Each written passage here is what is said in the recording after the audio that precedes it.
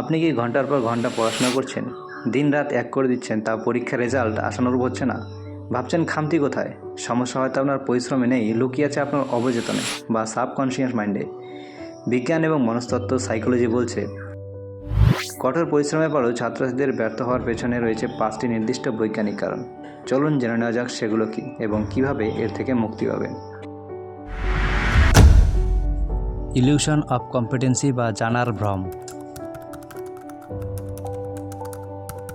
আপনি একটি অধ্যায় বারবার পড়লেন, আপনার মনে হলো বাহ সব মুখস্থ, কিন্তু পরীক্ষার হলে গিয়ে দেখলেন সব ফাঁকা।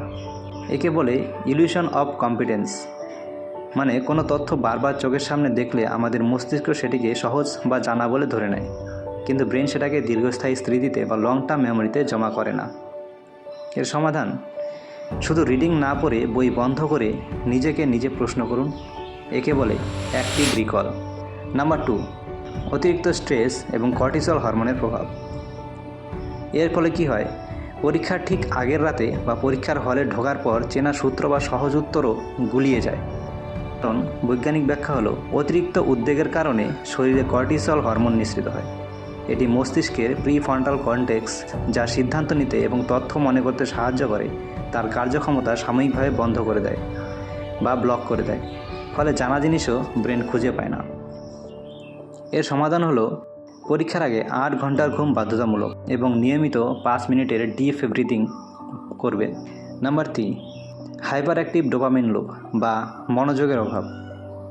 এতে কি হয়, পড়তে বসলেই ফোনের নোটিফিকেশন চেক করতে ইচ্ছা করে, 5 মিনিটের জন্য রিলস দেখতে গিয়ে 1 ঘন্টা কেটে যায়।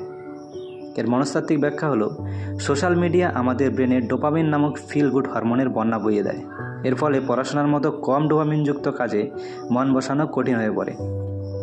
মনোযোগ বারবার বিঘ্নিত হলে গভীর শিখন বা ডিপ লার্নিং সম্ভব হয় না। এর সমাধান, পড়তে বসার সময় ফোন অন্য ঘরে রাখুন বা পোমোডোরো টেকনিক ইউজ করুন। 25 মিনিট পরে 5 মিনিটের বিরতি নিন। নাম্বার 4, জেইগার্নিক এফেক্ট এবং অসম্পূর্ণ সিলেবাসের চাপ। এতে কি হয়, একটা টপিক অর্ধেক পড়ে ছেড়ে দিলে সারাদিন মাথায় ওই চিন্তাই ঘুরতে থাকে, নতুন কিছুতে মন বসে না। সাইকোলজিতে জাইগার্নিক এফেক্ট বলে যে, আমাদের মস্তিষ্ক সম্পূর্ণ কাজের চেয়ে অসম্পূর্ণ কাজ বেশি মনে রাখে। সিলেবাস এলোমেলোভাবে ছড়ানো থাকলে ব্রেন ব্যাকগ্রাউন্ডে অনবরত লুপ চালাতে থাকে, যা মানসিক শক্তি শুষে নেয়। এর সমাধান, পড়ার একটি নির্দিষ্ট ডেইলি রুটিন বা লিস্ট তৈরি করুন। একটা শেষ করে তবেই অন্যটায় হাত দিন। নাম্বার 5, ফিক্সড মাইন্ডসেট বা আত্মবিশ্বাসের অভাব।